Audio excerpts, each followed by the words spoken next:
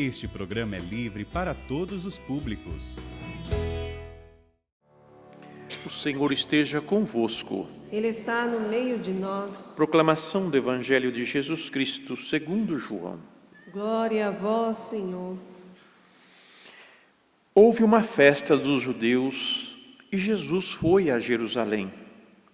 Existe em Jerusalém, perto da Porta das Ovelhas, uma piscina com 5 pórticos, chamada Betesda em hebraico. Muitos doentes ficavam ali deitados, cegos, coxos e paralíticos.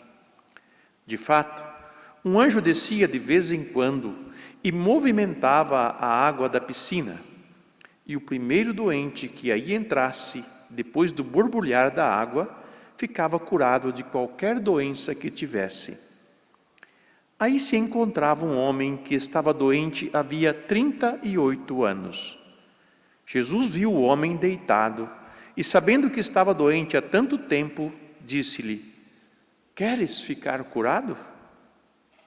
O doente respondeu: "Senhor, não tenho ninguém que me leve à piscina quando a água é agitada.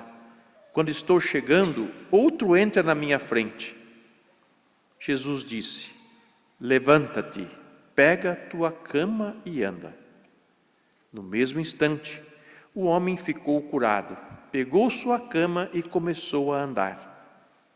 Ora, esse dia era um sábado. Por isso os judeus disseram ao homem que tinha sido curado: "É sábado, não te é permitido carregar tua cama." Ele respondeu-lhes: "Aquele que me curou disse: pega tua cama e anda." Então lhe perguntaram: "Quem é que te disse: pega tua cama e anda?" O homem que tinha sido curado não sabia quem fora, pois Jesus se tinha afastado da multidão que se encontrava naquele lugar. Mais tarde, Jesus encontrou o homem no templo e lhe disse: "Eis que estás curado, não voltes a pecar, para que não te aconteça coisa pior." Então o homem saiu e contou aos judeus que tinha sido Jesus que o havia curado. Por isso os judeus começaram a perseguir Jesus, porque fazia tais coisas em dia de sábado. Palavra da salvação. Glória a vós, Senhor. Que as palavras do Santo Evangelho perdoem os nossos pecados. Amém. Este horário do meio-dia dá para a gente ouvir o silêncio dentro desse santuário. E é uma hora muito boa para nós ouvirmos a palavra de Deus. Porque quando silenciamos, quando fazemos cessar todo o barulho interior nosso, nós passamos a escutar Deus, a percebê-lo, a senti-lo, a tateá-lo.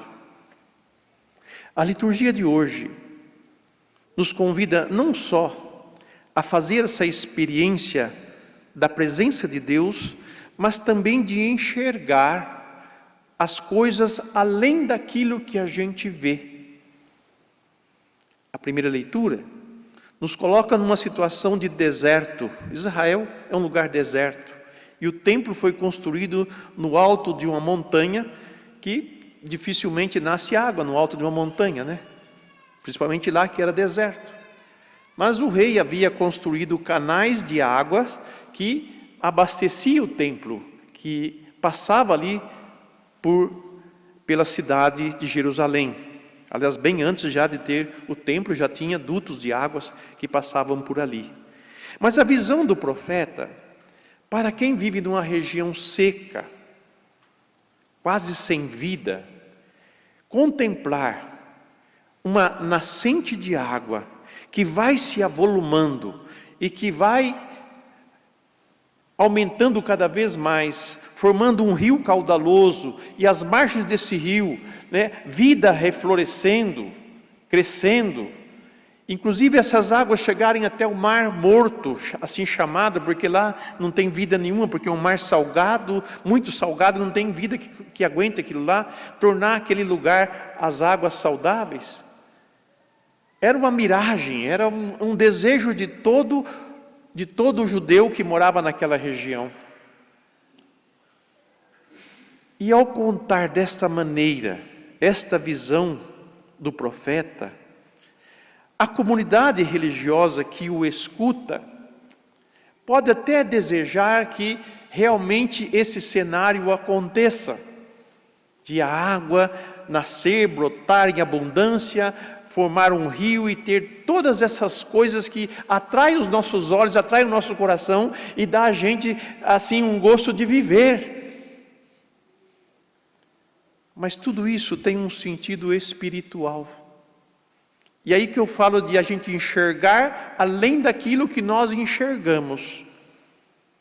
A nossa vida espiritual em Deus, ela deve ir além dos desejos, vamos dizer assim, visuais do nosso ser, ou do que nós conseguimos enxergar.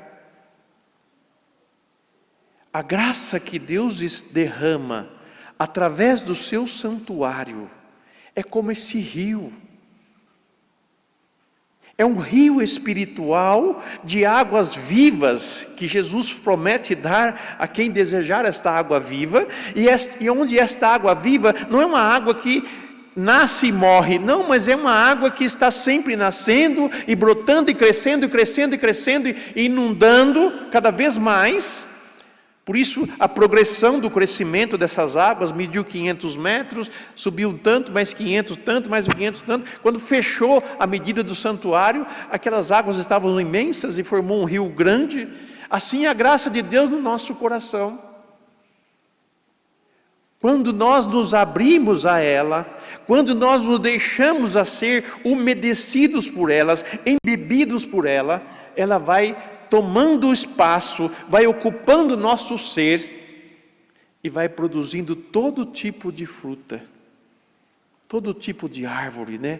Essas imagens das árvores, das frutas, é a que a graça de Deus vai produzindo em nós, se nós assim nos deixarmos ser molhados por ela.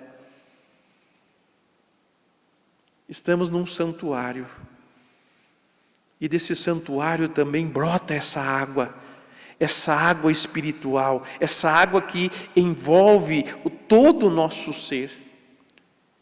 E para aquilo que a gente acha ser incapaz de produzir fruto, a gente acha que a nossa vida é uma secura, a gente acha que nós não somos capazes de nada. De fato, nós não somos capazes de nada, nós somos limitadíssimos.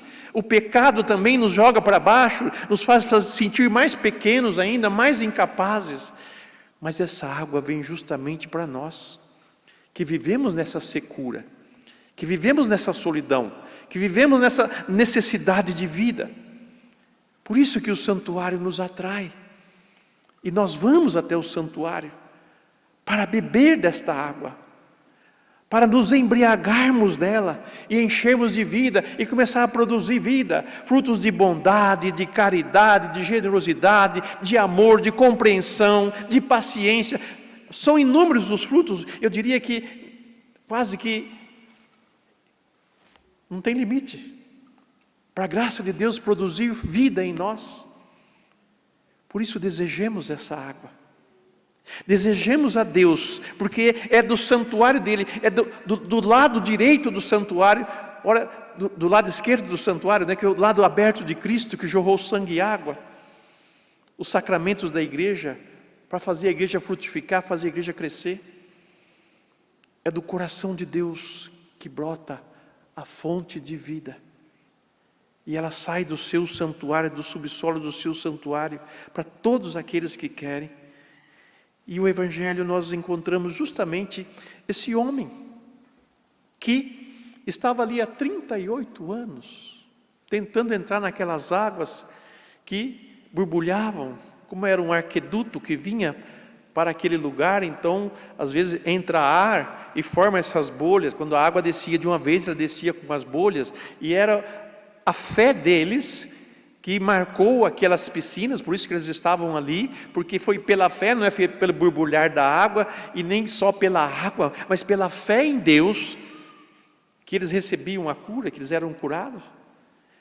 E nesse cenário desse homem que parece que não conseguia chegar até lá, Jesus aparece e diz para ele: queres ser curado? Gente, perguntar para um doente se ele quer ser curado, né? Quase que não há necessidade. Mas Jesus faz questão de perguntar para nós: você quer ser curado? Você quer ser renovado? Você quer ser restaurado na graça? O que te impede? É bom dizer para ele: o que me impede de alcançar esta graça? Por isso ele vai dizer: levanta-te e anda, os teus pecados estão perdoados. Vamos dizer assim, porque o que levou ela à enfermidade dele não foi tanto uma causa física, mas uma causa espiritual. O pecado às vezes nos paralisa na fé, nos trava na nossa relação com Deus, na nossa vida de oração, na nossa vida de comunhão. E é preciso nós destravarmos isso. Por isso devemos nos dirigir a Jesus, porque Ele se vem ao nosso encontro. Ele já veio, Ele já está no meio de nós. E Ele nos oferece condições e meios. E o santuário é um dos lugares onde nós vemos buscar a cura de Jesus. Onde nós devemos buscar esta graça maior, que é o dom do Espírito, que faz novas todas as coisas. Por isso estamos aqui. E por isso você também pode apresentar a Jesus a sua necessidade, a sua busca. Que não seja somente uma busca física, um bem-estar físico, mas sobretudo busque aquela água viva que dá vida a tudo, que é o Espírito Santo de Deus. Deixai-vos ser cheios do Espírito Santo de Deus. Essa é a graça forte e viva que Jesus quer derramar sobre nós. O contexto deste evangelho é o sábado, que por lei era proibido fazer isto e aquilo, e Jesus dizia: o sábado foi feito para o homem, não o homem para o sábado, portanto eu sou o Senhor do sábado. E no sábado ele faz esse milagre, por isso que depois vem toda a rejeição de Jesus, porque ele não cumpria o sábado, eles estavam presos na lei e não no Senhor da lei, e Jesus é o Senhor da lei, era deles que deviam estar presos, porque Ele quer vida, e veio para dar vida, e vida em abundância. Meus irmãos, minhas irmãs, deixai-vos ser cheios do Espírito Santo de Deus, deixai-vos ser cheios da graça de Deus. O que te impede? Precisa fazer uma boa confissão? Busque o sacerdote, busque o confessionário, faça uma boa confissão. Precisa dar o perdão aos seus irmãos? Vá dar o perdão a eles. Precisa se perdoar? Se perdoe também, para quando vier ao santuário, para quando vier na presença de Deus, você já esteja em paz com todo mundo, e aí sim, você vai selar a sua paz com Deus. Assim como nós rezamos no Pai Nosso: perdoa os nossos pecados, assim como nós perdoamos a quem nos tem ofendido. Que o Espírito Santo encha os vossos corações dessa água viva, e que todos vós produzais muitos frutos.